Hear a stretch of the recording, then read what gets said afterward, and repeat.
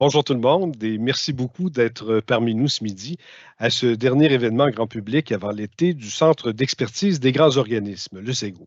Alors, je me présente, Pierre Turgeon, je suis conseiller en communication. Ça fait longtemps au SEGO que nous souhaitions vous présenter un webinaire sur les données ouvertes. Les planètes finalement se sont alignées et nous sommes vraiment fiers de la qualité, de la pertinence et de la complémentarité, je dirais, des quatre conférencières qui vont prendre la parole ce midi. Alors, comme d'habitude, je vous confirme que le webinaire est enregistré. Il sera placé dès que possible sur la chaîne YouTube du SEGO. Vous pourrez donc le partager, le revisionner ou encore le consulter à votre guise. Il y aura aussi, comme toujours, une période de questions. Elle commencera une fois la présentation terminée. Pour poser vos questions, vous le faites par écrit directement dans l'onglet Q&R, questions et réponses sur Teams, et nos conférencières pourront y répondre à la fin du webinaire. Et enfin, tout ce qu'on vous demande ce midi, c'est d'évaluer notre événement à l'aide d'un court sondage. Merci beaucoup de le faire. La seule façon que nous avons pour vous entendre, pour nous améliorer et proposer dans notre programmation des activités et des sujets en lien avec vos attentes et vos besoins, c'est par le sondage qu'on peut y parvenir. Alors, sans plus tarder, j'ai l'honneur maintenant de céder la parole à la vice-présidente au service aux personnes assurées de la Régie de l'assurance maladie du Québec, celle qui est aussi présidente du comité directeur du SEGO, Madame Sonia Marceau. Merci Pierre et bonjour à tous et merci d'avoir accepté l'invitation. Au nom des collègues d'abord, de mes collègues du comité directeur du SEGO, du Centre d'expertise des grands organismes, pour ceux qui sont moins familiers, je vous souhaite la bienvenue. C'est un autre webinaire et non le moindre, les données ouvertes dans l'administration publique. Pour ceux, effectivement, aussi qui ne sont moins familiers avec le SEGO, ce sont les 5 organismes, grands organismes de la fonction publique, la Régie de l'assurance maladie du Québec, Retraite Québec, la Société de l'assurance automobile du Québec, la SAAC, Service Québec, Revenu Québec et la CNESST. Service Québec étant relevant là, davantage là, du MTES, là, qui est un des ministères, mais qui offre un service direct aux citoyens également. Au cœur de la mission du SEGO se trouve le mandat de l'expérience citoyenne, de bonifier l'expérience citoyenne. Et évidemment, le partage des données fait partie de l'expérience citoyenne. Je dirais, on doit l'admettre, nous ne sommes pas encore des organisations championnes dans la fonction publique dans le partage des données ouvertes avec le citoyen. Mais nous tentons quand même je dirais, d'apprendre des expériences des autres. Le webinaire devrait nous aider dans notre réflexion et ultimement, je l'espère, à nous aider à publier plus de données. Les panélistes ce midi ont reçu le mandat de nous présenter un genre de cours 101 de la donnée ouverte. Alors, quelles sont les données ouvertes, les données de référence, comment et pourquoi les partager, les rendre disponibles et accessibles, quelles sont les bonnes pratiques, quels sont les pièges à éviter, les choses à ne pas faire et comment faire œuvre utile tout en respectant la protection des renseignements personnels et confidentiels. Toutes ces questions-là devraient être abordées ce midi. Je suis d'abord très impressionnée par la qualité des panélistes qui participent au webinaire. Je les mentionne parce que ce sont 4 femmes, j'en suis fière, 4 femmes qui sont expertes dans leur domaine, mais qui œuvrent toutes dans des secteurs qui étaient habituellement très, traditionnellement, en tout cas du moins masculins. Alors, bravo, ce midi, on a vraiment 4 panélistes femmes et je le souligne. Je vous les présente à l'instant. La chef d'équipe du service données ouvertes et stratégie de données de la Ville de Montréal, Mme Véronique Dufort, est avec nous. Depuis 10 ans, la Ville de Montréal est à l'avant-garde et exemplaire en matière de données ouvertes. La Ville de Montréal compte maintenant plus de 350 jeux de données ouvertes. Donc, c'est vraiment un exemple concret pour lequel on peut s'y référer et qui va être intéressant de suivre celui-ci. Je souligne aussi la participation à notre webinaire de la directrice générale des services numériques et du gouvernement ouvert au ministère de la cybersécurité et du numérique, c'est long à dire, le MCN, Stéphanie Carl Tavera. Évidemment, étant responsable de la stratégie gouvernementale au niveau des données numériques, le MCN a bien sûr à considérer le partage essentiel des données pour un gouvernement ouvert. Donc, nous sommes très contents de la présence de Stéphanie ce midi. Maître Naomi Ayotte, commissaire à la section surveillance de la Commission d'accès à l'information du Québec, fait aussi partie de nos panélistes. Évidemment, souvent, la protection des renseignements personnels est la première contrainte évoquée pour ne pas publier les données. Maître Ayotte pourra nous aider à comprendre pourquoi il est important de savoir reconnaître les renseignements personnels et en appliquer les règles de protection appropriées. J'ai un petit dada pour ça aussi, là, pour avoir pataugé pas loin de ce domaine dans les dernières années. Enfin, pour représenter les membres du SEGO, nous avons privilégié un organisme qui en a fait une priorité, les données ouvertes. Nous avons avec nous la chef d'équipe du service des études statistiques et fiscales de Revenu Québec, Adèle Allen Léonard. Donc, merci à vous quatre d'être avec nous ce midi et de partager avec nous votre expertise. Je suis très excitée de vous entendre. Merci beaucoup, Sonia Marceau. Alors, sans plus tarder, on va y aller avec le déroulement de notre webinaire. Essentiellement, on a 4 blocs où on pourra entendre à tour de rôle chacune des conférencières invitées ce midi. Alors, on commence avec les données qui sont ouvertes par défaut. Stéphanie Caltavera, c'est avec vous qu'on va briser la glace ce midi. Quand on parle de données ouvertes, de quoi parle-t-on au juste? Merci Pierre pour la question. Effectivement, ça suscite toujours beaucoup d'interrogations. Les données ouvertes, dans le fond, d'abord, ce sont des données numériques qu'on l'on met à disposition du grand public. Elles permettent de couvrir différents domaines. On peut parler de données démographiques, environnementales, économiques, de santé, de transport, financières. Puis, ce sont des données qui proviennent de différentes sources du gouvernement, de niveau fédéral, municipal. D'ailleurs, on a une représentante d'une municipalité, d'organisations à but non lucratif, d'entreprises privées aussi, d'institutions académiques. Et c'est justement ça, la force des données ouvertes, c'est cette collaboration, cette mise en commun, diversité de sources qui permet d'accéder à une connaissance plus juste, plus riche par la possibilité de combiner ces différentes sources. Et je vous amènerai à un élément important, ce qui sont les caractéristiques de ces données ouvertes. Donc, bien évidemment, on cherche des données le plus brutes possible. Parfois, le niveau de granularité n'est pas possible, considérant qu'on peut avoir des renseignements personnels. Et donc, on est obligé d'aller vers des données agrégées qui demeurent quand même des données ouvertes. Évidemment, ce sont des données qui doivent être détaillées et structurées. Ce sont des données aussi que l'on peut diffuser sous une licence ouverte. Donc, ça veut dire qu'elles sont réutilisables par l'ensemble des usagers qui seraient intéressés à en tirer profit, tout en respectant la propriété de leur diffuseur.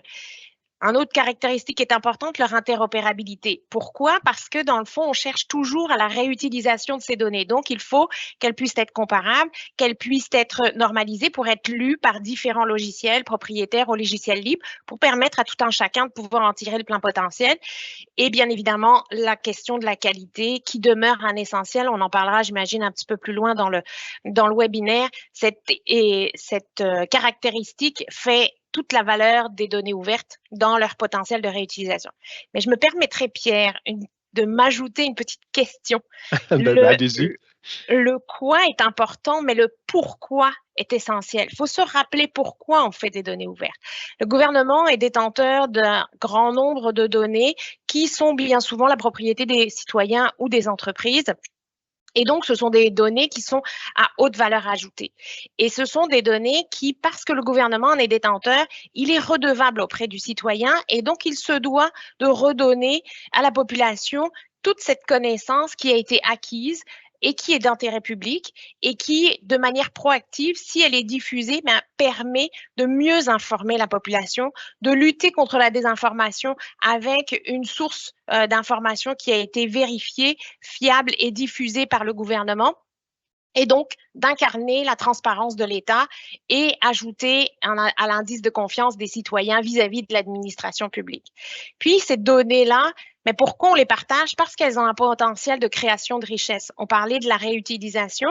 Bien, inévitablement, lorsqu'elles sont diffusées, oui, on les redonne à la population sous couvert de vouloir mieux les informer, mais les entreprises privées peuvent les utiliser afin de pouvoir développer des services à la population, de développer une dynamique économique. Les chercheurs, les institutions académiques les utilisent dans des analyses pour nourrir la connaissance et nourrir la science ouverte.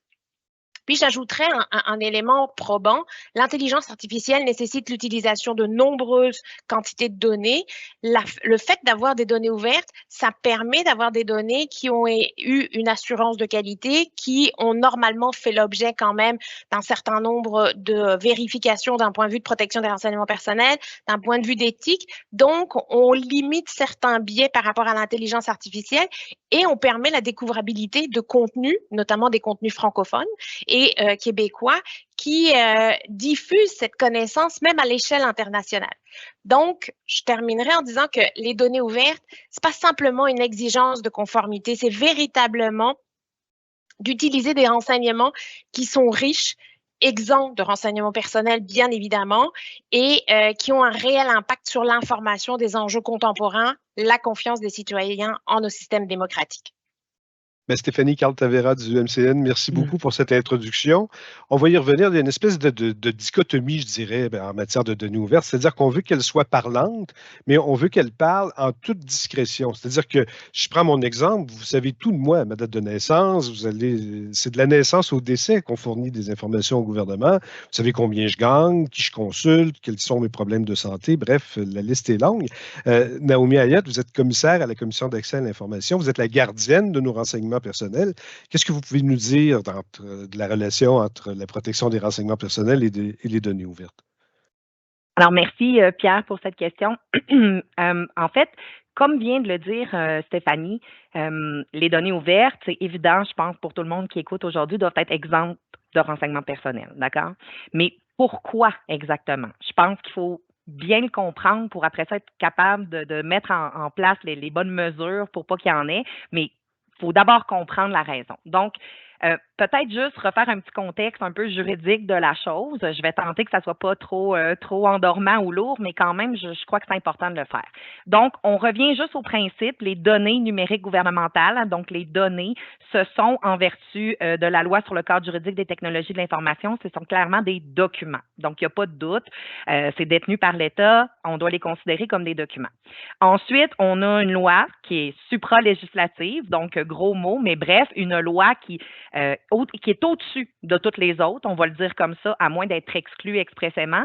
Donc, la loi sur l'accès qui protège en fait deux droits fondamentaux qu'on a, d'accord? Donc, le droit à l'information et le droit à la vie privée. Fait que ça, c'est très important de le comprendre. C'est deux droits qui sont aussi importants l'un que l'autre. Donc, savoir ce que fait le gouvernement, en fait, puis protéger notre vie personnelle.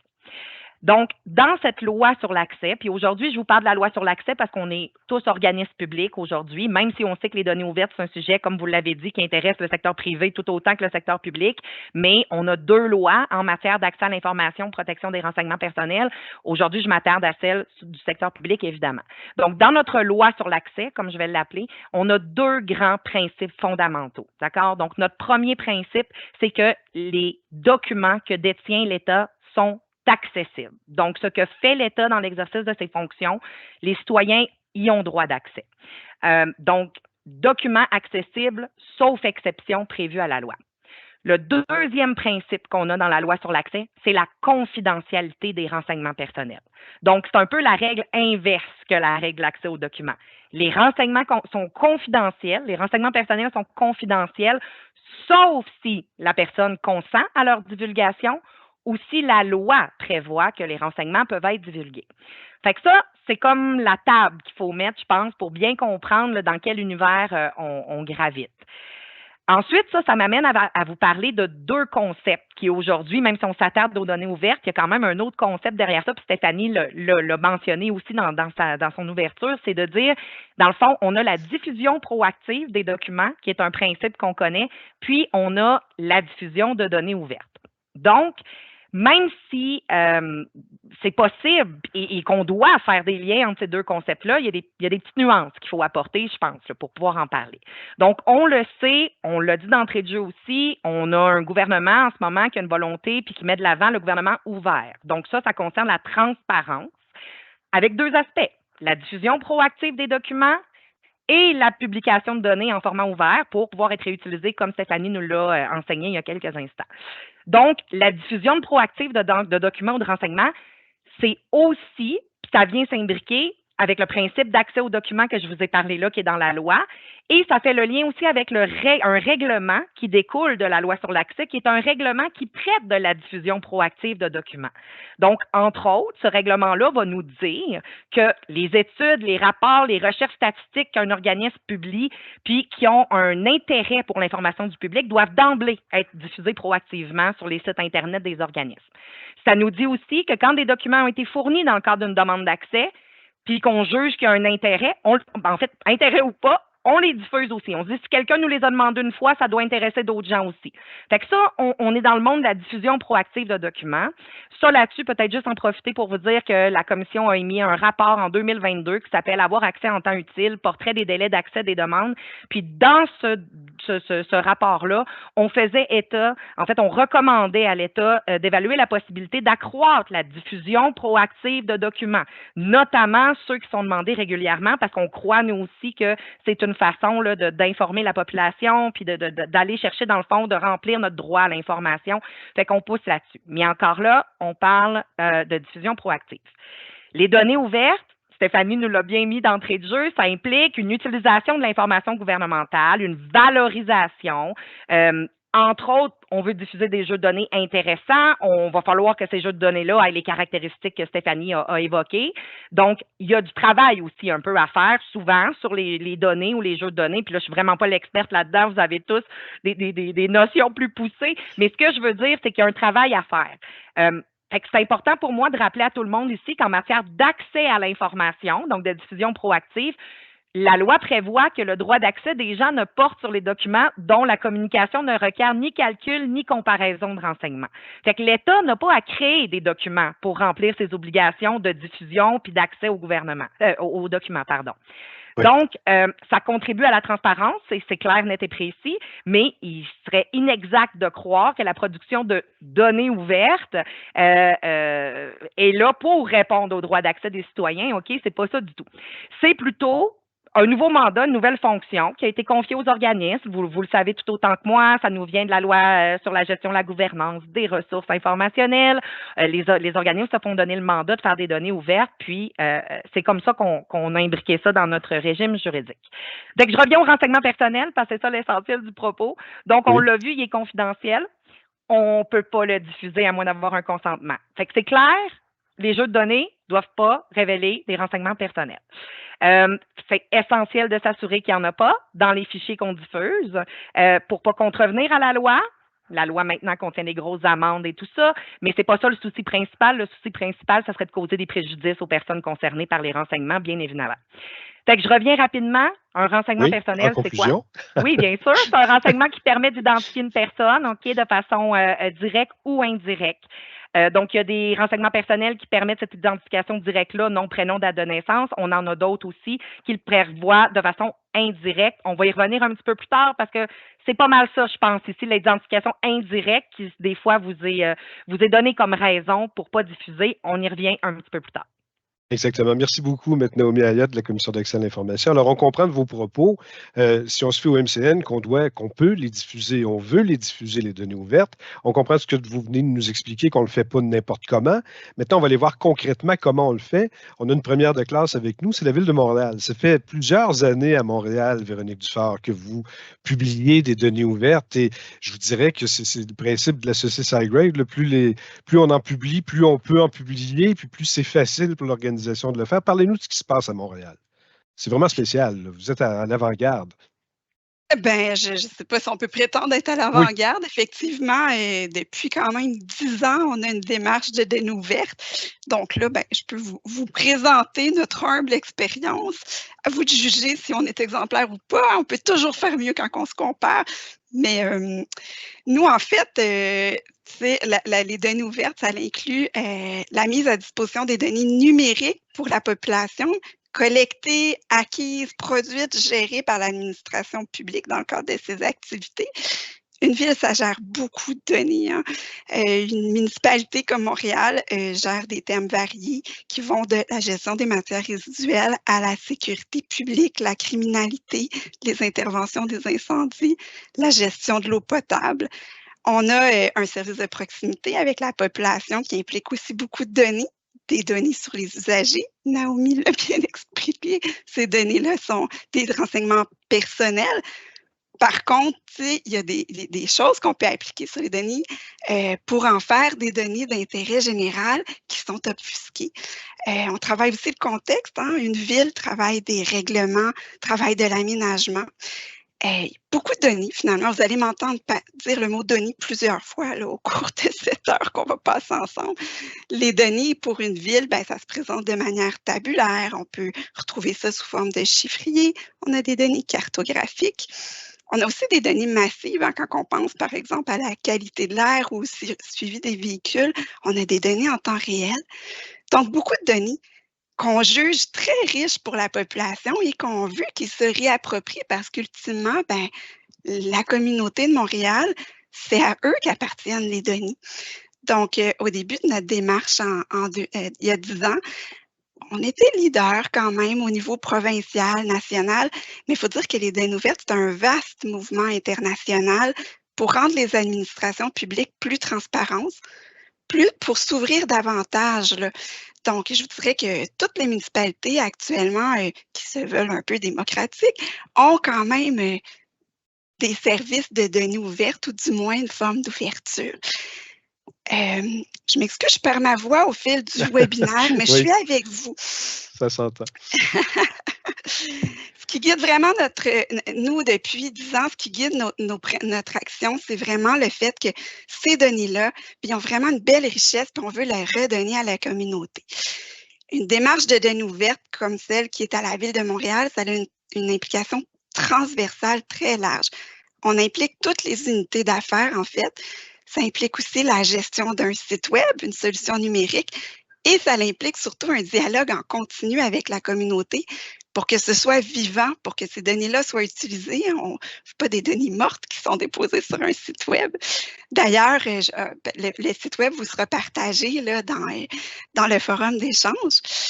Pourquoi on se donne la peine de faire ça, malgré toutes les contraintes, les défis qui exigent une démarche de données ouvertes? Bien, écoutez, on y voit beaucoup de bénéfices. Initialement, les démarches de données ouvertes à travers le monde, le grand souci, c'était d'être plus transparent. On voulait permettre aux citoyens de mieux comprendre le fonctionnement de nos organisations publiques. On voulait augmenter la confiance envers les institutions publiques pour avoir aussi une plus grande imputabilité, mais ultimement, on a réalisé au fil du temps que ça nous offrait beaucoup plus d'efficacité organisationnelle. Aujourd'hui, je suis avec vous du côté du gouvernement. Nous, à la Ville de Montréal, on a besoin des données que vous produisez. Puis grâce aux données ouvertes, bien, nous-mêmes, comme fonctionnaires, on va chercher les données que le gouvernement du Québec produit et ça nous amène à être plus performants. Je pense que l'inverse aussi est exact. Puis ça favorise même, nous, au sein même de notre organisation complexe, qui est la Ville de Montréal, une meilleure dynamique de partage d'informations. Les données ouvertes, c'est aussi un grand levier pour le développement économique. On favorise la création de nouveaux outils.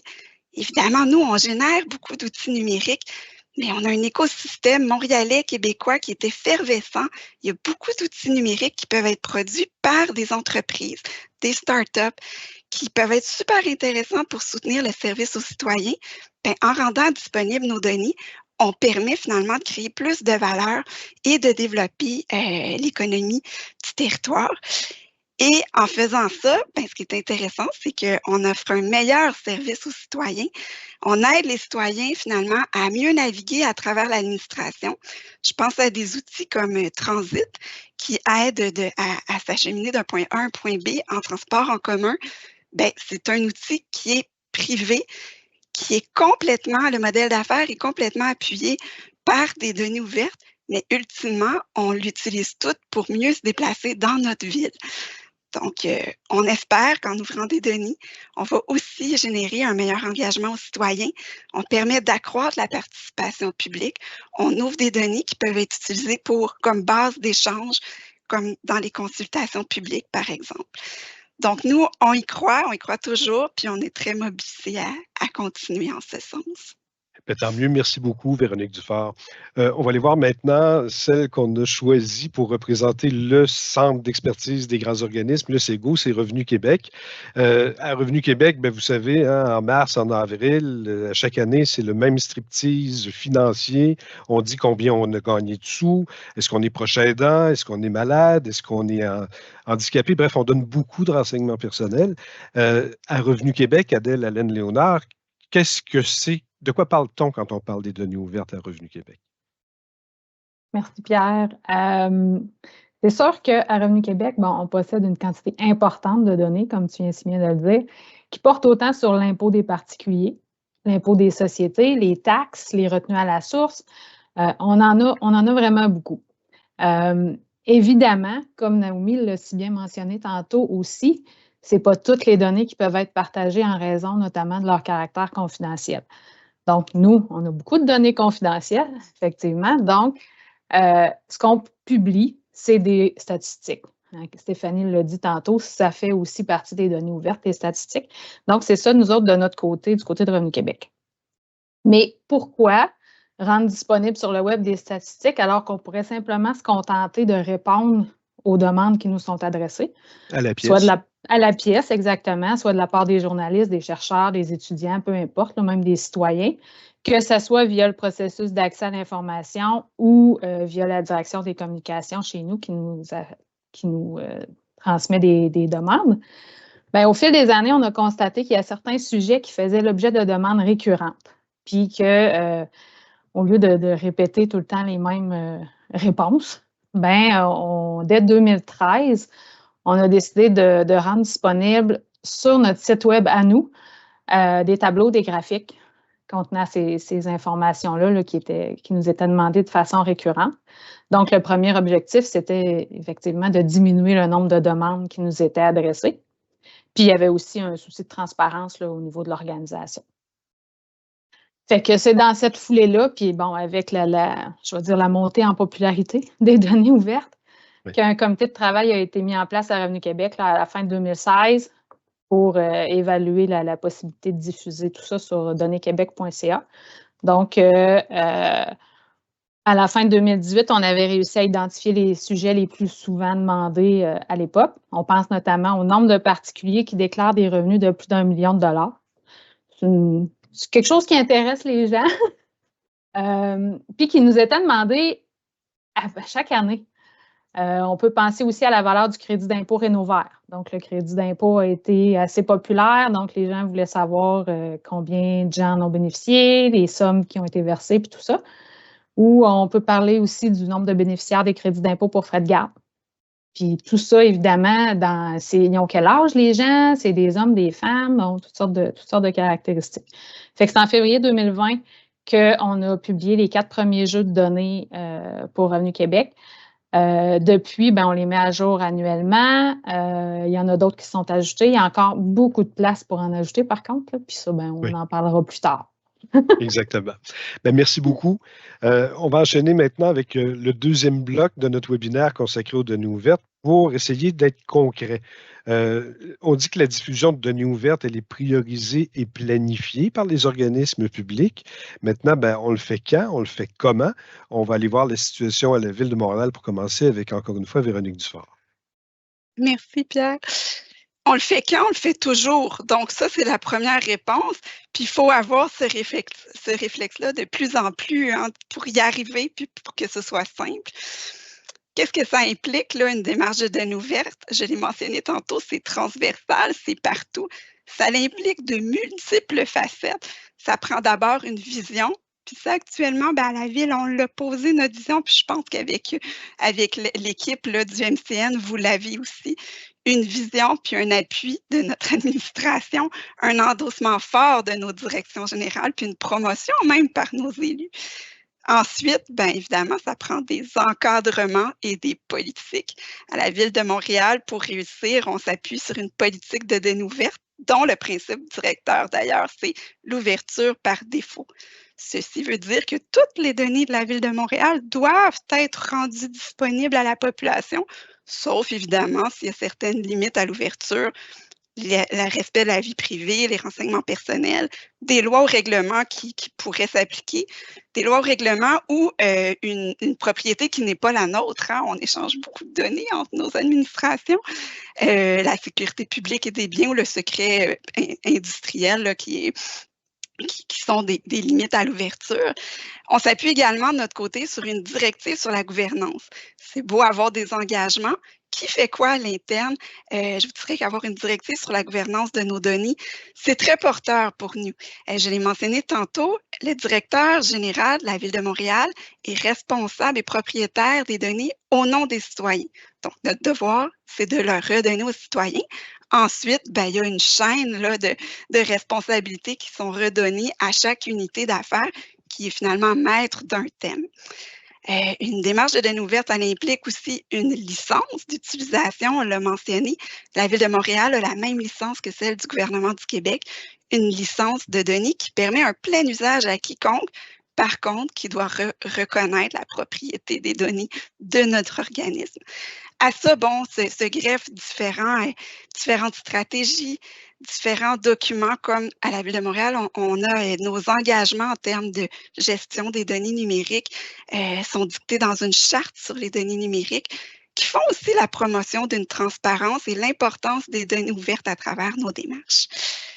Bon, une fois que les politiques et les encadrements sont mis, le boulot n'est pas terminé. Hein. On a plein de processus internes. Là. C'est beaucoup de mobilisation, finalement, les données ouvertes. Il faut mobiliser les différentes unités d'affaires pour qu'ils soient imputables des responsabilités qui leur sont données. Mais ça nécessite aussi beaucoup de communication, de la promotion, mettre en place des mesures. Du côté de la Ville, un des grands exercices qu'on a fait dès le départ, il y a une dizaine d'années, c'était l'inventaire des données de la Ville de Montréal. Ça peut paraître surprenant, mais c'est à travers la démarche de données ouvertes que pour la première fois, les données de notre administration ont été inventoriées en un tout commun. Ce qui fait d'ailleurs qu'encore aujourd'hui, mon équipe est également l'équipe promotrice de la gouvernance de données pour rendre disponibles des données à travers tout le cycle de vie d'une donnée. Là. On collecte des données, on les gère, on les diffuse. Ben, on a besoin de savoir qu'est-ce qu'on a. Donc, l'inventaire de données, c'est un bon coup pour réussir à acheminer.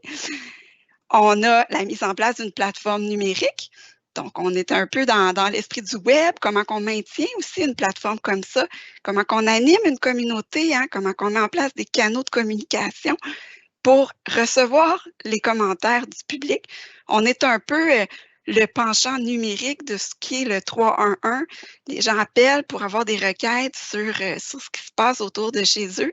Bien, si on a une requête sur les données numériques, la démarche de données ouvertes le prend en compte en collaboration là, avec les responsables de l'accès à l'information.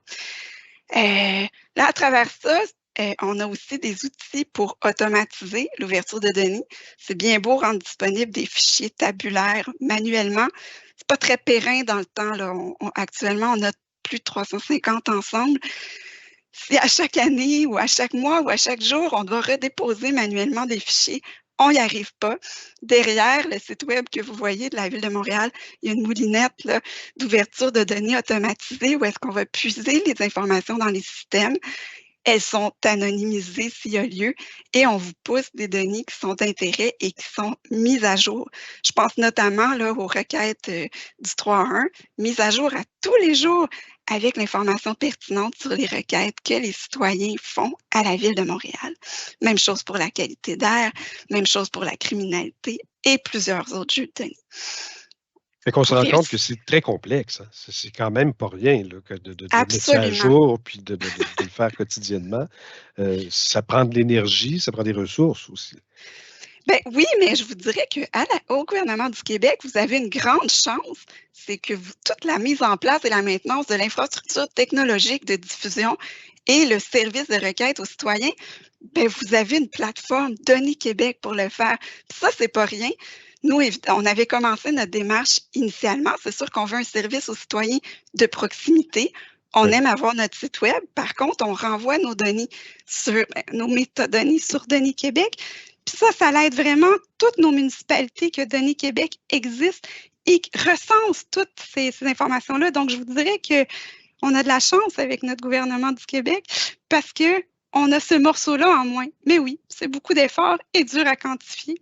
Puis autour de ça, ben, il faut aussi une équipe capable de naviguer à travers toutes ces compétences-là. Et ultimement, ben, cette équipe-là doit être capable de plus en plus de faire parler la donnée.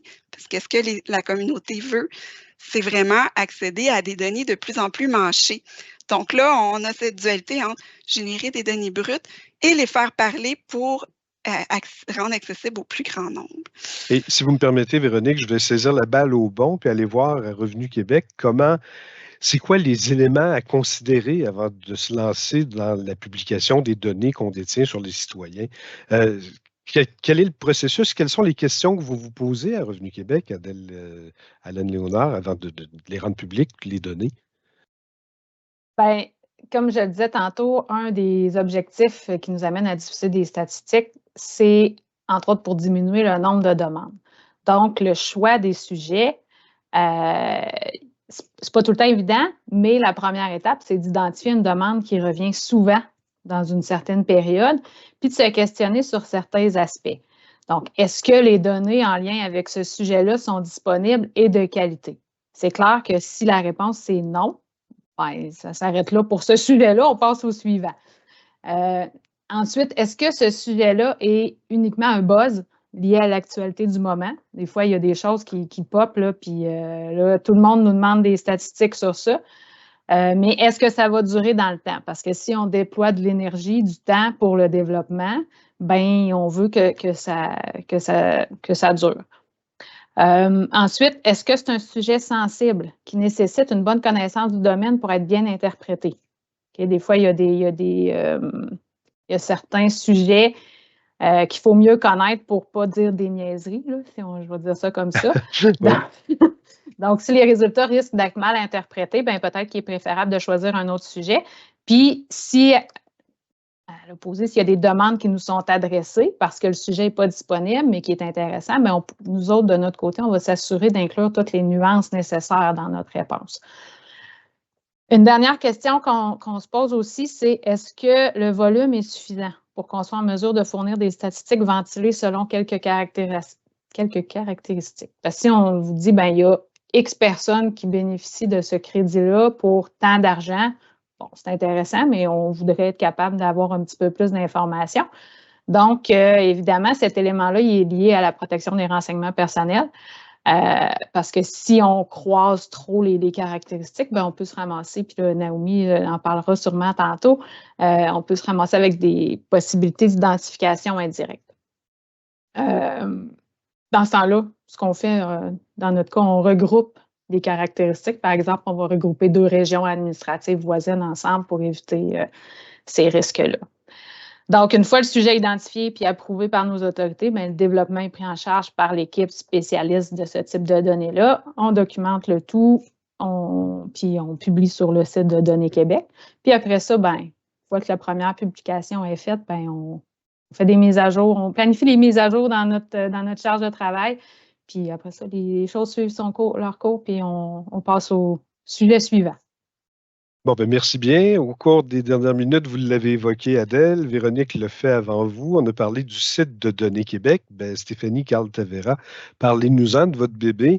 Qu'est-ce que c'est le site de Données Québec? Qu'est-ce qu'on y retrouve? Bien, effectivement, mes collègues en ont bien parlé. C'est vraiment une plateforme web qui est de libre service convivial puis simple, qui s'appuie sur du logiciel libre. Donc, on assume encore là la transparence de l'État à travers là aussi les fonctionnalités qui sont diffusées. Puis en fait, l'avantage de cette plateforme, c'est véritablement d'offrir aux citoyens, puis Véronique l'a nommé à plusieurs reprises, on crée cet échange, puis ce lien de confiance entre l'État et la société civile. Et la plateforme permet d'être un canal de communication où on centralise l'information des différents ministères et organismes ou diffuseurs. On a plus de 100 diffuseurs aujourd'hui. On a commencé avec 5 municipalités. Montréal en faisait partie. Aujourd'hui, on a plus de 100 diffuseurs et qui viennent faire converger justement leur appétit à redonner à la population de l'information pertinente. Puis Véronique et Adèle en ont parlé à plusieurs reprises. C'est véritablement important. Oui, les données doivent être ouvertes par défaut, mais pas non plus, on ne fait pas de la quantité. Puis c'est ce qu'on essaye dans le portail de Données Québec, c'est de choisir des jeux de données à haute valeur ajoutée qui amènent des éclairages pour la population. Qui offre une autonomie aux diffuseurs, donc ministères et organismes qui peuvent être indépendants pour pouvoir diffuser à travers des API, des mécanismes aussi d'exposition de différents formats de données pour que bien on ait une offre qui soit variée. Mais c'est important, surtout, je vous dirais, de compléter les métadonnées. Véronique en a parlé un petit peu. On est effectivement à la croisée des chemins. On veut des données ouvertes, brute pour permettre le croisement de données, l'analyse de données pour des chercheurs, des journalistes, pour des études, pour développer une meilleure connaissance, mais on veut aussi viser l'intelligibilité de ces données. Lorsqu'on les met à disposition des citoyens, on les met pas simplement pour faire de la conformité, on veut qu'elles apportent de la valeur, qu'elles nourrissent l'information de nos citoyens adéquatement. Et donc, on se doit aussi de travailler à mieux les documenter, à ce qu'elles soient mieux comprises. Adèle en a parlé, lorsque le sujet pourrait être mal interprété, les métadonnées, toute la description des données, puis comment on va pouvoir donner du contexte à ces données, le site de Données Québec permet. Puis je vous dirais, quand on va en parler probablement sur la qualité des données, mais ça, c'est important de bien documenter ces données pour qu'elles soient positionnées dans un contexte pour être intelligibles. Puis ça nourrit aussi le développement de la littératie numérique puis de la littératie des données de nos citoyens.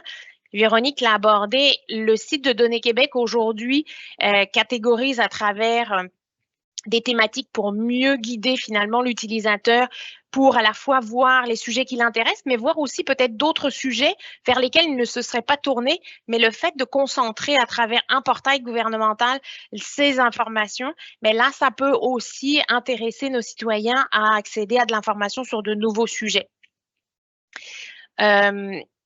On a plus de 1400 jeux de données aujourd'hui. On en ajoute à peu près 2 jeux de données par semaine en règle générale. On a plus de 90 000 visiteurs par mois. On a eu une croissance dans les 3 dernières années où on a triplé le nombre de visiteurs mensuels. Fait qu'on voit que l'appétit puis que la communication commence à se faire. Et en plus, dans Données Québec, oui, on diffuse des données brutes, mais on donne accès à des applications qui ont été développées par des ministères et organismes, mais aussi parfois par des citoyens ou des startups, Véronique en a parlé, puis qui rendent disponibles à la population des moyens de pouvoir exploiter ces données. Puis je vous donne un exemple qui combine à la fois les renseignements personnels, l'agrégation de données, puis le service aux citoyens, le taux d'occupation dans les urgences. Aujourd'hui, le ministère de la Santé et des Services sociaux publie des jeux de données sur le taux d'occupation des civières, des urgences. Ils ont un niveau d'agrégation qui fait en sorte que il n'y a aucun renseignement personnel ni de capacité de réidentification. Toutefois, mais on a des utilisateurs qui ont créé des applications qui vous donnent de manière ergonomique puis de manière visuelle l'accès à l'information qui est disponible à travers ces jeux de données. Et Données Québec permet de diffuser aussi des applications qui font de l'utilisation de ces données. Et on vise évidemment à progresser dans ce sens-là pour non seulement offrir de la donnée brute, mais offrir aussi des outils de visualisation ou d'explicabilité et de valorisation des données plus visuelles et donc plus pédagogiques. Ça m'amène aussi que Données Québec permet aussi d'accéder à des contenus pédagogiques sur qu'est-ce que ce sont les données ouvertes, comment utiliser des données ouvertes et aussi des outils pour les ministères et organismes afin de prioriser les données. Je pense que Adèle, Véronique ont donné des exemples et des moyens de pouvoir prioriser les données. On a des guides de mise en œuvre des orientations, des guides de priorisation et bien évidemment, l'ensemble des ministères et organismes ont un réseau des répondants en gouvernement ouvert qui sont notre porte d'entrée. Puis nous, on a le pôle d'expertise en gouvernement ouvert qui est une ressource évidemment constante pour pouvoir faire du soutien à l'utilisation du portail, mais aussi à la démarche d'ouverture des données.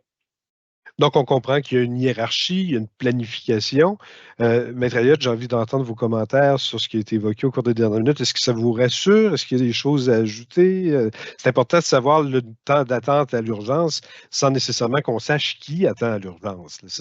Ça rejoint ce qu'on évoquait tantôt. Là. Absolument, Pierre. Puis, ce que j'entends, vous me posez la question, ce que j'entends, c'est pas que j'avais besoin d'être rassurée du tout, mais je veux dire, tout ce que mes collègues ont partagé là, je veux dire, on ne peut qu'être d'accord avec ça de notre côté. Peut-être revenir juste un petit peu sur la gestion en fait des renseignements, des données qu'on a, hein, gestion documentaire, mais gestion des données numériques aussi.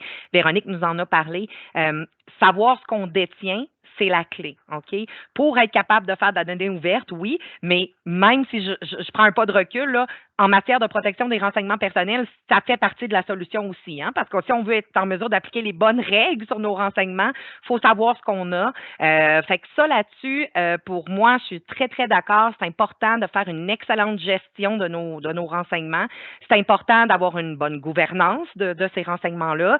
D'ailleurs, au niveau de gouvernance, encore une fois, je prends la peine de le mentionner, on a maintenant des obligations en matière de gouvernance des renseignements personnels. Donc, on doit avoir des règles de gouvernance au sein de tous les organismes publics en cette matière-là. Donc, si on fait une bonne gestion de l'information, on sait quels renseignements on détient, on sait les risques particuliers qui sont associés à tel ou tel type de données. Donc, on sait aussi qui est imputable de prendre des décisions concernant les données. Fait que tout ça, c'est très, très important. Documentation, gestion, gouvernance en lien avec la PRP. Il faut aussi, Véronique l'a évoqué, chez eux, ils ont de la documentation propre à la donnée ouverte, ce qui est excellent. Faut qu'elle soit cohérente, hein, notre documentation à la donnée ouverte avec celle sur la PRT et celle de la PRT en cohérence. Fait qu'on veut des liens entre ces documents-là. D'expérience, c'est rare là, qu'on est capable, surtout dans des grosses organisations, d'avoir un seul document intégré qui fait tous les liens. Fait que c'est encore important que nos documents se parlent entre eux puis qu'il y ait une cohérence là. Aussi, juste vous rappeler, parce que je pense que le cœur du sujet qui me reste à vous parler, c'est vraiment les risques de réidentification, mais je voulais quand même vous rappeler la règle de responsabilité. Hein. Ne pas oublier que chaque organisme public est responsable de protéger les renseignements personnels qu'il détient. Donc, s'il y avait une problématique en lien avec ces renseignements-là, c'est sûr et certain que c'est l'organisme qui aurait à gérer la situation. D'accord? Donc, je reviens au fichier de données. On a des choix à faire quand vous êtes à vous demander si on va utiliser telle ou telle donnée pour faire des choix. Les collègues l'ont dit. On se pose des questions. Adèle nous l'a dit, ce qui intéresse les gens et tout ça. Fait que ça va. Mais là, il faut aussi s'assurer que ça ne permettra pas d'identifier directement ou indirectement, on l'a dit. Donc, c'est là qu'on arrive dans la fameuse identification indirecte, d'accord? Parce que, dans le fond, le fichier, quand on part avec des renseignements personnels, il va falloir s'assurer que les données ont été anonymisées. Ça aussi, Véronique nous l'a dit tantôt, elle nous a parlé de son processus, puis elle a dit à un moment donné, on vérifie s'il y a lieu de les anonymiser, le cas échéant, on le fait. Donc, j'ai pas le choix d'évoquer l'anonymisation avec vous parce que c'est vraiment là qu'on comprend la notion de risque de réidentification indirecte. Je ne peux pas vous faire un cours sur l'anonymisation, c'est extrêmement complexe, je n'ai pas les compétences, je ne prétends pas les avoir. Et on n'aurait pas le temps non plus. Exact, on n'aurait pas le temps, c'est sûr. Mais peut-être juste mettre d'entrée de jeu quand même certaines choses sur la table. Donc, l'anonymisation des renseignements, c'est reconnu par les spécialistes, c'est pas quelque chose qui est facile, d'accord? Fait que même à ce jour, à la vitesse où les technologies avancent, il faut être très prudent puis rester à l'affût parce qu'une journée, on pense que c'est anonyme, le lendemain, on a une nouvelle technologie qui permet d'aller en arrière. Une autre chose à savoir, c'est qu'il est reconnu que plus un renseignement personnel est sensible, plus c'est difficile de l'anonymiser. Donc, ça aussi, garder en tête. Donc, quand on est en présence de renseignements médicaux, financiers, des allégeances politiques, toutes sortes de choses, on est prudent parce que c'est reconnu que c'est plus difficile. Ensuite, je veux vous amener l'anonymisation en ce moment, en fait, en général, ça se fait selon des bonnes pratiques. Donc, il y a des pratiques qui ont été développées, reconnues, plusieurs d'entre nous ici les connaissons. On a aussi un projet de règlement au Québec qui n'est pas encore adopté, qui n'a pas été en vigueur encore, mais je veux dire, on a vu un peu ce que le gouvernement du Québec avait l'intention de mettre de l'avant en matière d'anonymisation. Donc, parce que nous, il y a un règlement. Fait que je veux là vraiment vous parler quelques instants des analyses qui doivent être faites, OK? Donc, il y aura des analyses pour arriver à dire que notre fichier est anonymisé. On a tout un système d'analyse préliminaire des risques de réidentification. Puis après ça, on a un autre système d'analyse qui devra être fait après ça. Mais dans tous les cas, on doit considérer, entre autres, 3 critères. Le critère d'individualisation, le critère de corrélation et le critère d'inférence, OK? Donc, en matière d'identification indirecte, il faut les connaître, ces critères-là. Vous dire que le critère de corrélation, c'est le fait de ne pas être en mesure de relier entre eux des ensembles de données qui concernent une même personne. Le critère d'individualisation, c'est le fait de ne pas être en mesure d'isoler ou de distinguer une personne dans un ensemble de données. Et le critère d'inférence, c'est le fait de ne pas être en mesure de déduire des renseignements personnels à partir de d'autres renseignements disponibles. Donc, c'est quand même, on voit là, que dans cette analyse-là de l'anonymisation, on aura des enjeux, mais c'est pas tout. On n'a pas juste ces critères-là à considérer. Il faut aussi, dans les analyses, prendre en compte dans notre évaluation du risque le fait que d'autres renseignements soit disponible dans l'espace public ou soit utilisé pour identifier directement ou indirectement. Fait que je veux juste attirer votre attention sur ça, sur le fait que quand on parle d'anonymisation, c'est possible de le faire. Ça nous prend des gens qui connaissent ça, ça prend des experts. On ne s'improvise pas expert de la chose. On aura des analyses de risque à faire. Il faut aussi savoir les bonnes pratiques, puis le règlement nous dit qu'on doit, dans nos analyses, tenir compte des fins pour lesquelles on entend utiliser les renseignements. Ça, j'aurai l'opportunité d'y revenir un peu plus tard parce que, comme on le sait, on a parlé de licence ouverte puis d'ouverture. Fait que ça, c'est un petit enjeu en lien avec l'anonymisation de renseignements personnels qui serait fait pour les données ouvertes. On ne connaît pas toujours là, la fin exacte pour lesquelles on veut les utiliser. Aussi, vous mentionnez que, je l'ai déjà dit, mais le redire, on doit aussi tenir compte de tout ce qui est disponible dans l'espace public avant d'être sûr que on prétend qu'un fichier est anonymisé. Puis, dernière chose à vous dire, il faut aussi, selon les bonnes pratiques et ou le règlement, c'est la même chose, être en mesure de réévaluer régulièrement nos renseignements, l'anonymisation, pour être sûr qu'ils le demeurent. Je l'ai dit tantôt, vous le savez autant que moi, les technologies avancent très vite. Fait qu'on doit faire des mises à jour, puis c'est sûr que cette mise à jour-là doit tenir compte des avancées technologiques. Voilà. Mais merci beaucoup, Naomi Ayotte. Je comprends ce que vous nous expliquez qu'une fois qu'on les rend publiques, les données, on n'a plus de contrôle sur l'utilisation qui en est faite. Mais est-ce qu'on sait qui les consomme, les données ouvertes? Adèle Allen-Léonard, au revenu, est-ce que vous le savez? Avez-vous une idée de qui consulte vos jeux de données?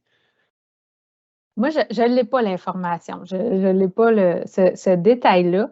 Mais ce que je peux affirmer, par contre, c'est que clairement, il y a quelqu'un qui les regarde parce qu'il y a des demandes oui. qui nous étaient faites. Je parlais tantôt des gens qui déclarent plus d'1 million de dollars. Bien, cette demande-là, on l'avait à toutes les années. Puis ça fait 3 ou 4 ans. Donc, à peu près, on a déposé nos premières données en 2020. Donc, ça fait 3 ou 4 ans qu'on ne l'a plus, cette question-là. Non, la réponse est disponible. La réponse est disponible ou est-tu moins intéressante? Ça, je ne me prononcerai pas. Mais puis ils ne nous ont pas demandé 200, ils ne nous ont pas demandé 2 millions puis 3 millions, là. C'est pas l'inflation qui a fait changer la question. Donc, fait que ça, je n'ai pas le niveau de détail. Mais on peut aussi supposer, puis je pense que Stéphanie en a parlé un petit peu tantôt, il y a un intérêt du côté des chercheurs. Donc, certains chercheurs peuvent être intéressés par les données ouvertes.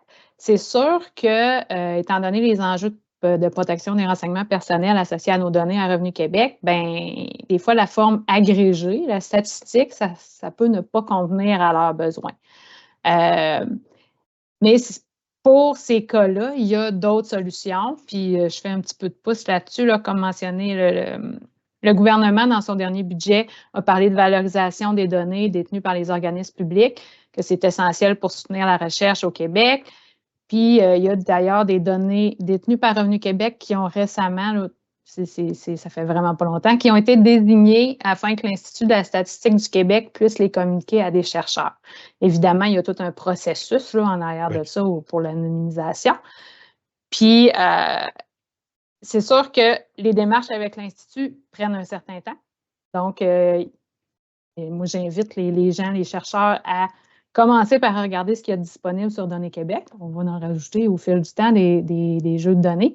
Puis, quitte à entrer en contact avec nous à ce moment-là, s'ils ne trouvent pas ce qu'ils cherchent, puis on pourra soit les aider ou les rediriger là, vers la meilleure ressource qui va répondre à leurs besoins. Bien, merci beaucoup. À Montréal, Véronique Dufort, avez-vous une idée de qui les consulte, les données ouvertes, ou si c'est impossible de le savoir? Je dirais qu'il y a autant de variétés de personnes qui les consultent qu'il y a de variétés de données. Ma réponse n'est pas très claire. Hein, non, mais c'est correct. Mais en fait, c'est ça, c'est un de nos enjeux comme organisme public. Tantôt, je vous ai parlé de la licence d'utilisation. C'est une licence qui offre le plein droit d'utilisation sans retraçage. Ça nous apparaît essentiel, là, ce type de licence-là, pour permettre un libre accès aux données dans la philosophie de la démarche de données ouvertes. Mais la méconnaissance pour nous de qui utilise la donnée, ça a son lot d'inconvénients, à commencer par, on veut quantifier nos démarches, on veut avoir une mesure d'impact et les investissements dans nos démarches de données ouvertes cohérentes, ça reste un enjeu. Quoi qu'il en soit, on est quand même créatif pour être capable de retrouver qui utilise les données. On a un dialogue avec la population, des sollicitations reçues à travers des requêtes citoyennes. On voit des articles sortir dans les médias. On est impliqué avec la sphère académique pour différents projets de recherche. On a aussi des sollicitations de d'autres organismes et même de nos propres services qui nous parlent de données ouvertes. Donc, on est quand même en mesure d'avoir un certain portrait là, de qui réutilise nos données. On avait fait une étude il y a quelques années avec l'INRS. D'ailleurs, si vous allez voir sur le site web des données ouvertes de la Ville de Montréal, dans un blog d'actualité qui s'appelle « Qui réutilise les données », vous pourrez avoir un constat de ce qu'on voyait. Nous, on a séparé en 6 grands groupes nos personas d'utilisateurs de données. Il y a d'abord notre réflexion naturelle, c'est des développeurs, des entrepreneurs qui s'intéressent aux données. Oui, mais pas que. On a beaucoup de fonctionnaires de notre organisation et de d'autres organismes. On a des groupes communautaires aussi qui s'intéressent aux données pour mieux fonctionner, pour mieux connaître la population qu'ils desservent. On a des journalistes de données. Et ça, c'est fort intéressant parce que quand un journaliste utilise les données ouvertes et nous cite, je veux dire, on a encore une plus grande visibilité. Donc, tu sais, quand on parlait d'engagement citoyen, on est ravis de voir des articles dans le journal sur les données ouvertes. Qu'elles soient positives ou négatives, ultimement, ce qu'on veut, c'est que les citoyens et citoyennes vivent leur ville. Puis, c'est une belle façon de le faire. Il y a le milieu académique, effectivement, comme Adèle le mentionnait, beaucoup de recherches là, qui utilisent les données ouvertes. Et ultimement, ce groupe des usagers non professionnels qui utilisent nos données, mais pour qui je pense qu'on doit développer d'autres outils. Ces personnes qui nous contactent pour savoir qui déneige la rue devant chez eux, ils ont besoin d'être mieux outillés. Fait que nous, à travers ces 6 différentes classifications, on essaie de développer des outils qui vont les aider davantage. Et merci beaucoup. C'est peut-être à vous, Stéphanie Carl-Tavera, j'aurais dû poser la question en premier. Est-ce que ça coïncide avec ce que vous savez des utilisateurs de vos données? Qu'est-ce que vous pouvez nous en dire sur le qui les consulte, les données? Oui, effectivement, Véronique l'a bien nommé, on a à peu près les mêmes personas. Puis, comme effectivement, par rapport à l'ouverture du gouvernement ouvert, on ne tente pas de retracer quelles sont les personnes. C'est plus sur une base déclarative. Fait que nous, la façon dont on a procédé, c'est qu'on a une consultation publique qui est en continu sur l'utilisation du site de Données Québec et qui permet de recenser justement, lorsque les gens le souhaitent, de déclarer qui ils sont, à quel usage ils ont consommé les données de Données Québec. Et bien évidemment, on voit qu'en majorité, on a quand même beaucoup de citoyens. Étonnamment, sont-ils des avertis des données? Sont-ils des curieux? Mais on a quand même majoritairement des citoyens. Et peut-être c'est parce que ce sont les seuls, ou en tout cas majoritairement ceux qui répondent à la consultation publique. Toutefois, Véronique en a parlé, on voit que le fait d'ouvrir des données, de créer cette consultation qui est un espace d'échange pour justement récupérer de l'information de la population, on voit que ça a un effet, puis ça suscite l'engagement, puis ça génère quand même une spirale intéressante de la diffusion de l'information, puis de repartage de l'information. On a des entreprises privées, évidemment. On a aussi des OBNL, puis Véronique l'a nommé, du gouvernement et des personnes de l'administration. Fait que c'est quand même assez intéressant de voir, puis on est tous à l'affût d'avoir la meilleure information pour pouvoir offrir le meilleur service à la population. Les données ouvertes au sein même de l'appareil gouvernemental permettent d'accéder à une information de qualité qui n'est pas toujours accessible directement et qui leur permet de pouvoir soutenir soit des compléments d'information par rapport à des politiques, des programmes, parce que la force des données, on l'a dit tout à l'heure, c'est vraiment le fait de pouvoir croiser différents jeux de données. Le fait sur Données Québec d'avoir différentes catégories, différentes thématiques de jeux de données, mais on peut être amené à pouvoir croiser des thématiques qui se complètent, des thématiques socio-démographiques avec des thématiques peut-être environnementales ou de transport. Ça, ce sont des combinaisons qu'un ministère et organisme n'a pas forcément au sein même des données qu'il détient, qu'il collecte et qu'ils traitent. Et donc, c'est vraiment important. On a passé vite. Je reviens juste, je fais un petit clin d'œil sur la qualité parce que là encore, l'usage de ces données, notamment si elles sont utilisées par les ministères et organismes ou par les citoyens, la qualité est essentielle parce que c'est ça qui fait la véracité de l'information qui va reposer ou en tout cas nourrir la réflexion et permettre justement des réutilisations qu'on ne maîtrise pas toujours. On s'est dit qu'on se posait la question quand on publie des jeux de données, à quoi elles vont être utiles. On évalue leur valeur ajoutée en fonction des cas d'utilisation, de la connaissance des demandes qui nous sont faites. Mais il y a aussi des tas de combinaisons et de réutilisation qu'on ne peut pas soupçonner.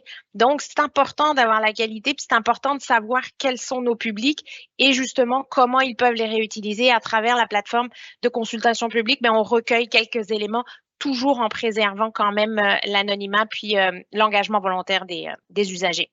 Voilà.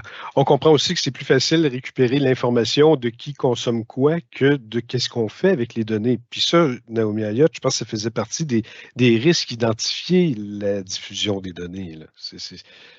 Absolument, Pierre. Comme je l'ai dit il y a quelques minutes, là, ça, c'est un enjeu qu'il faut considérer. Il faut le traiter. Puis on l'a vu là, dans notre discussion, les collègues l'ont dit. Hein, je pense que c'est Adèle qui a donné une solution tantôt quand on a évalué puis qu'on a trouvé un risque d'identification. La réponse n'a pas été nécessairement on ne diffusera rien. La réponse a été on va agréger. On va faire une étape de plus ou on va faire un autre mouvement pour être capable de s'assurer d'une anonymisation puis d'aller plus loin après. Fait que ça, je tiens quand même à le dire parce que le message, c'est pas arrêtons tout puis tout ça, parce que le risque zéro, même en anonymisation, n'existe pas puis il est reconnu par le législateur. Le risque absolu, nul, là, je pense pas que c'est atteignable. Donc, ceci étant dit, je l'ai dit un petit peu tout à l'heure, puis vous l'avez très bien dit vous aussi, le fait qu'on ne sache pas ce qu'on fait avec, ben c'est juste c'est une difficulté de plus, je vais le dire comme ça, dans notre système d'anonymisation, parce que normalement, on doit en tenir compte, hein, on doit savoir pourquoi s'utiliser pour être capable de faire nos évaluations. Là, on a une idée de la clientèle, mais on ne sait quand même pas où se trouvent nos données puis qu'est-ce qui est fait avec. Fait que dans ce sens-là, il y a un petit enjeu quand même, parce que je l'ai dit tantôt, j'ai élaboré très peu, mais j'ai quand même mentionné les règles qui sont applicables, que ce soit en vertu des bonnes pratiques ou en vertu du projet de règlement qu'on a. Puis il reste que savoir ce qui est fait avec la donnée, c'est essentiel. Mais quand même, on peut avoir une idée, puis vous l'avez bien dit, là, quand vous choisissez les données pour mettre en données ouvertes, vous avez déjà dans votre tête des utilisations. Vous les metteriez pas en données ouvertes si c'était pas utile. Fait que je pense pas qu'on prétend qu'on sait pas du tout non plus ce qui est fait, mais Stéphanie l'a dit, les gens sont imaginatifs aussi, là, des fois, on peut pas tout prévoir. Aussi, le répéter, encore une fois, je l'ai dit, mais le fait qu'on puisse pas savoir où elles sont, les données, ben c'est difficile. Si on se rend compte dans nos bonnes pratiques de réévaluation qu'il y a quelque chose qui fait que là, oups, on a un jeu de données qui permet une identification, on peut rapidement le retirer, j'en suis convaincue, tout doit être en place sur le portail pour aller, mais c'est pas souhaitable, on va se le dire. Là. De un, personne aime ça, mais de deux, le fichier il est déjà entre les mains de d'autres personnes à ce moment-là, puis ça va être impossible d'aller le retrouver. Fait que c'est des enjeux, mais je le précise, puis Adèle l'a mentionné, si le besoin de l'organisme, puis on le comprend, c'est qu'il y a des données d'une grande valeur, puis que pour X raisons, entre autres sa mission, parce qu'on a des organismes que veut pas leur mission, fait en sorte qu'ils ont davantage de renseignements personnels dans leur fichier, puis même davantage de renseignements personnels sensibles pour le faire. Fait que dans ce temps-là, il faut se rappeler que la loi offre les possibilités que les renseignements soient communiqués sous leur forme personnelle dans certaines circonstances à ceux qui en ont besoin.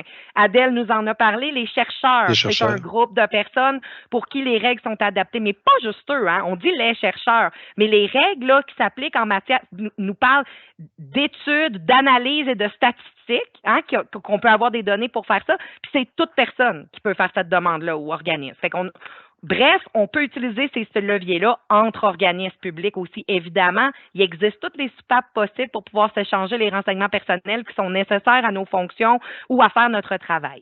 Donc, puis à l'interne, la loi prévoit aussi des possibilités d'utiliser des renseignements, des fois sous sa forme personnelle, mais sinon sous la forme dépersonnalisée, pour être capable, encore une fois, de faire les études, les recherches, la production de statistiques qu'on a besoin pour nos propres besoins ou dans l'optique d'informer la population avec de la transparence en tête, comme les collègues l'évoquent depuis tout à l'heure. Exact. Voilà. Merci beaucoup. On va y aller d'un dernier tour de table avant la période des questions, parce que ce serait le fun qu'on puisse en prendre quelques-unes des questions. Fait que je vais vous demander, mesdames, d'être brèves, mais dernier tour de table pour savoir peut-être quels sont les grands défis et les perspectives quand on parle des données ouvertes. Je commencerai avec la Ville de Montréal et Véronique Dufort. Bien, je pense que dans les perspectives, on peut s'imaginer que les démarches sont loin d'être terminées. Hein. Nous, quand on a commencé il y a 10 ans, on s'engageait à rendre disponibles toutes nos données pour 2018. Aujourd'hui, on est en 2024. Je pense qu'on a le tiers de nos données. Puis les données, une ville en génère tellement, une organisation publique en génère tellement qu'il y en a toujours plus. Donc, puis il y a toujours plus un grand potentiel. Et toujours plus de défis.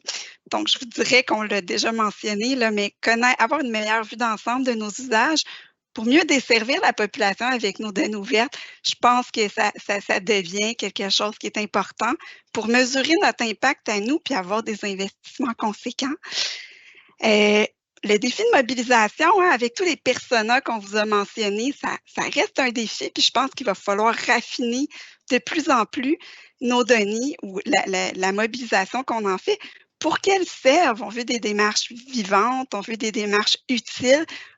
Donc, on veut qu'elles soient utilisées, nos données. Alors, il faut être créatif puis avoir des manières inspirantes de faire vivre nos démarches de données. Ben là, avec Naomi, on l'a bien compris, il y a une évolution des outils technologiques qui offre des possibilités incroyables, mais qui nous donne aussi des défis. Donc, je pense que les techniques d'obfuscation, d'anonymisation, de caviardage doivent se renouveler aussi vite que l'émergence des nouvelles technologies. Et pour ça, je pense qu'on peut s'appuyer aussi sur la communauté. Tu sais, au Québec, on a une grande effervescence du numérique. On a des gens qui sont là pour nous challenger, fait qu'on gagne à les utiliser. Donc, pour moi, dans les prochaines années, là, avec le couplage des données ouvertes qu'on peut faire comme extension au service aux citoyens, je pense que je vois vraiment beaucoup de belles perspectives. Je pense qu'il faut qu'on tente de plus en plus à rendre les données ouvertes par design dans nos systèmes, dans les administrations publiques, pour simplifier le processus, puis pour offrir des informations qui sont vraiment plus intéressantes. Il y a plein d'opportunités, là. Les outils d'intelligence d'affaires, d'intelligence artificielle sont là pour décupler, alors il faut les faire parler davantage. Donc, je vous laisserai là-dessus. Hey, à Revenu Québec, Adèle Allain-Léonard, vos défis, quels sont-ils? Bien, c'est sûr que le premier défi, puis j'en ai parlé tantôt, le choix des sujets à exploiter puis à diffuser, ça en est un. Ensuite, je dirais comment on peut faire pour être assez réactif pour se coller aux sujets qui peuvent être d'actualité et qui dureront dans le temps. Ceux qui ne durent pas, on peut les mettre de côté plus facilement. Mais comment, si je pense, mettons, aux personnes aidantes, les proches aidants, c'est beaucoup dans l'actualité. Bien, c'est sûr que c'est dans l'actualité présentement. Si on diffuse des données ouvertes dans 3 ans, ben, peut-être qu'on a manqué le bateau. Donc, ça, c'est un des défis. Puis, ensuite, je dirais la motivation à l'interne, la motivation des équipes à mettre du temps et de l'énergie sur quelque chose qui, oui, peut être payé à long terme, mais on a de la misère un petit peu à évaluer les bénéfices. On sait qu'on a un petit peu moins de demandes, mais combien moins, c'est difficile un petit peu à évaluer. Puis bon, évidemment, tout ça, là, sans oublier les enjeux de protection des renseignements personnels. Au début, dans ma première intervention, j'ai parlé qu'on avait beaucoup de données sur l'impôt des particuliers, des sociétés, les taxes, puis tout ça. Puis je vous ai juste parlé d'un jeu de données lié à l'impôt des particuliers. Oui. C'est parce que quand on rentre dans le domaine des entreprises, ben il y a beaucoup plus de risques d'identification indirecte. Les volumes sont plus faibles, puis tout ça. Donc, on n'est pas encore allé là de notre côté. Fait que ça fait à peu près le tour des enjeux. Fait le tour. Là. Ouais. Et je voudrais qu'à la Commission d'accès à l'information, Naomi, vous avez comme un double défi, c'est-à-dire ne pas empêcher la publication des jeux de données, mais toujours préserver les renseignements personnels. Exactement, Pierre. C'est cet équilibre-là qu'il faut tenter d'atteindre. Puis en matière de perspective, là, je pense que ce que je souhaite, à tout le moins, parce que les collègues l'ont dit, là, on est en 2024, les besoins sont là, c'est louable, on ne remet pas ça en cause. C'est peut-être une clarification des attentes que le gouvernement a envers les organismes, là, donc, puis probablement que ça fait partie du rôle du MCN aussi, puis que c'est en cours, parce que je prétends vraiment pas qu'il n'y a rien de fait là-dessus, mais il y a quand même une petite confusion là, sur le terrain encore entre ce qui est demandé. Parce qu'on l'a vu dans les exemples qui ont été évoqués par les collègues, quand on parle de données de qualité de l'air, qu'on parle de données d'environnemental, qu'on parle de données, il y a beaucoup moins d'enjeux. Tu sais, on s'entend là-dessus, là, c'est pas ça, puis ça, on veut pousser ça, puis ça fait partie de la diffusion proactive aussi dans bien des cas. Mais oui, les risques sont réels quand notre matière première, c'est du renseignement personnel. J'ai dit, c'est encore plus vrai quand c'est sensible. Fait que ce qu'on souhaiterait, c'est que l'État soit vraiment clair sur le besoin, ce qui est attendu des organismes publics. Ce qu'on souhaite aussi, c'est des ressources. Certains l'ont évoqué aussi, parce que là, une fois qu'on a passé ça, on est allé vite aujourd'hui, mais je pense qu'on s'est tous entendus sur le fait que ça coûte des sous, avoir des données de qualité, préparer des bons jeux de données, puis, en termes d'anonymisation, notre position, c'est que c'est quelque chose. Fait qu'on pense aussi que l'expertise et les coûts, fait que je pense qu'il faut qu'on donne aux organismes publics les moyens dont ils ont besoin pour être capables de produire des données de qualité et qui respectent les règles de renseignement personnel. Puis évidemment, je peux pas ne pas dire aux gens qui nous écoutent ici que dès que vous traitez, vous êtes en présence de données qui concernent des individus, allez faire un tour du côté de vos juristes pour qu'ils puissent vous conseiller là en matière de règles, parce que l'utilisation des renseignements personnels à la base, les anonymiser puis les faire des fichiers de données ouvertes, c'est une utilisation des renseignements qu'on détient, puis il y a évidemment des règles à respecter. Donc, allez consulter vos responsables d'accès et vos juristes en cette matière. Et on va boucler la boucle avec Stéphanie Caltavera. C'est vous qui avez brisé la glace, donc c'est vous qui allez conclure cette discussion sur les données ouvertes avant notre période de questions. Vos défis, quels sont-ils? Ben écoutez, mes collègues en ont déjà beaucoup parlé, mais moi, je reviendrai minimalement penser aux données dès la conception. Véronique en a parlé, les coûts, les moyens nécessaires. Il faut absolument penser la donnée dans sa valorisation jusqu'au bout du cycle. Puis, oui, il y a la diffusion des données, mais il y a aussi le retrait des données. Lorsque des données ne sont plus d'intérêt, lorsque des données par rapport à des sujets ou des thématiques, on est quand même dans une information foisonnante. Le gouvernement ouvert, l'ouverture des données, c'est pas non plus de noyer l'information. C'est aussi de rendre accessible une information parce qu'on prône la transparence. Donc, véritablement penser dès la conception l'ouverture des données, puis dans tout son cycle, tout son cycle de vie. La question de la littératie des données. Ouvrir des données, puis redonner du sens à l'ouverture des données pour nourrir la transparence, nourrir le lien de confiance avec les citoyens. Il faut absolument se préoccuper de la littératie des données parce que sinon, on ne fait pas notre œuvre pédagogique et le souci d'information que l'on atteint, qu'on l'on vise, ne sera pas forcément atteint justement parce que l'intelligibilité et l'explicabilité ou l'explication plutôt de ces données ne sera pas accessible à l'ensemble de la population.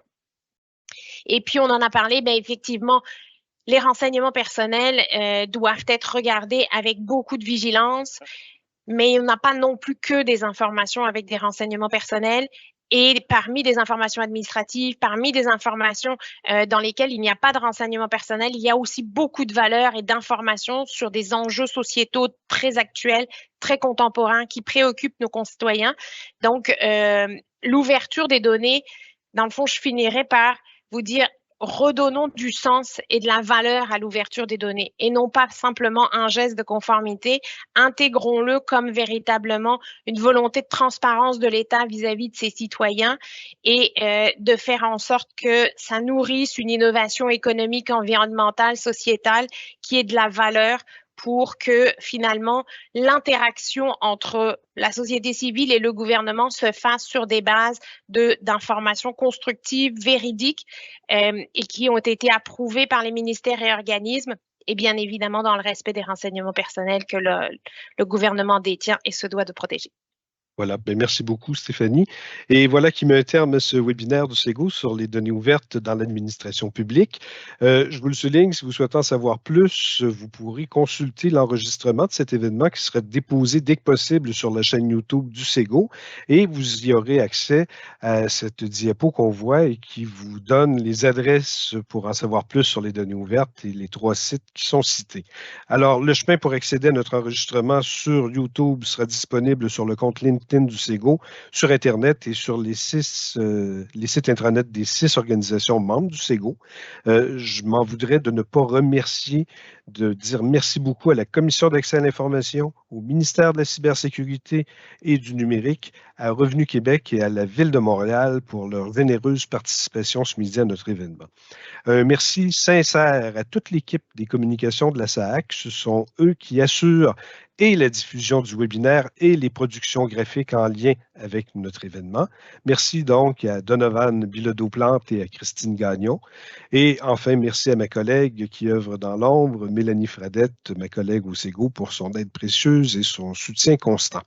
Enfin, j'ai 3 rappels à vous faire. Merci beaucoup de remplir le sondage d'appréciation qui vous sera acheminé. Merci aussi de vous abonner à notre chaîne YouTube et de fréquenter et de vous abonner à notre page LinkedIn. C'est vraiment la meilleure façon d'être informé régulièrement de toutes les activités du Centre d'expertise des grands organismes. Alors, au nom du SEGO, le Centre d'expertise des grands organismes, je vous remercie infiniment d'avoir été avec nous ce midi. Je vous dis au revoir et peut-être à une prochaine. Merci.